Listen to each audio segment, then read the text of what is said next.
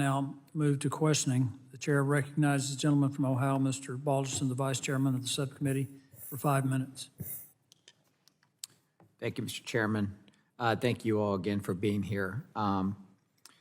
My first question is directed for Mr. Hergott and Ms. Sweeney. The U.S. has the second longest timeline for a mine to be approved, and we've heard anecdotes of projects waiting decades for approval to break ground or begin operations. Why is it that approvals of projects in the U.S., whether it be a mine or a processing, refining, or recycling facility for critical minerals, take so long in the U.S.? Mr. Hergott, I'll let Ms. Sweeney go first, please.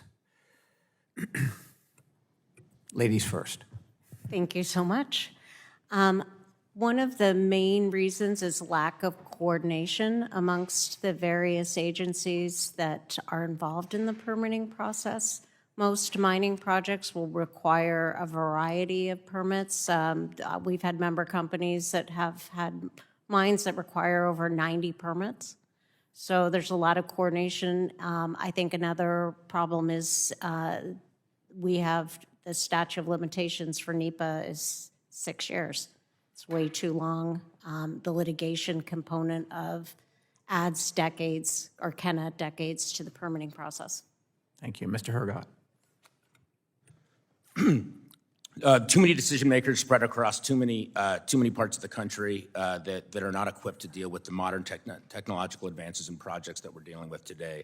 The bottom line is that projects must many of the laws that govern these projects create obstacles that then create litigation footholds for anyone that opposes the project to use rhetorical legal process to dispute the inherency of whether they like the project or not. You should not be able to use the law to stop a project that you otherwise disagree with on the merits.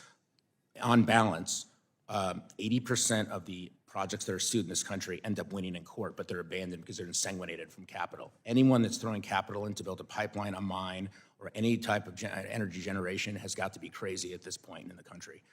We do not reward that. Meanwhile, the rest of the world is building things 10 times faster than us while we allow for projects to languish in a debate. The other reality is when I walked into the Department of Interior under the last administration and talked to my good friend Tracy Stone Manning and Secretary Haaland, and I asked, how many environmental impact statements do you have moving through Department of Interior, whether it be at BLM or BOEM?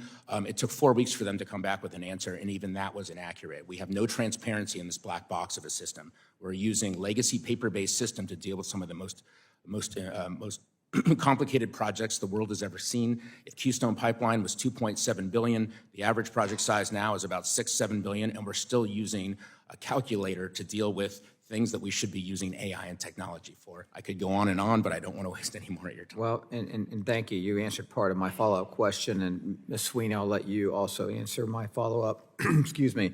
How does this compare to other developed nations with similar labor and environmental standards? It is not a good look for the United States when it comes to comparing to other major mining countries with similar standards. Australia and Canada, for example, do the permitting in at least half the time that the U.S. does. Okay, thank you. Mr. Hergott, does the current complicated and burdensome permitting process and wide scope of judicial review for critical minerals production, processing, or refining make it difficult for smaller companies to also thrive in the U.S.? Absolutely, absolutely. In fact, the abandonment rate for a small mid-cap company to invest and explore on a mining facility, you've already spent close to $200 million before you even submit an application to the federal government, just on technological feasibility. The only people that are going to be able to fund that are sovereign wealth funds or people that like to lose money. I mean, at this point, there has been so much cast aside on the regulatory uncertainty on building anything in this country, let alone the fact that most of what we fight about is how we move and generate electrons when it comes to critical minerals. When I talk about how we've lost the war with China, it is because we have failed to realize and connect the dots that 90% of the materials in this room are from China. We have not, and I had this debate with Mr. Grijalva, the late Mr. Grijalva, about the fact that he would malign and demagogue the mines that were being built in the United States, but at the same time failed to appreciate that if China yanked the cord, Congress would cease to operate. All right. Thank you very much, Mr. Chairman. I yield back.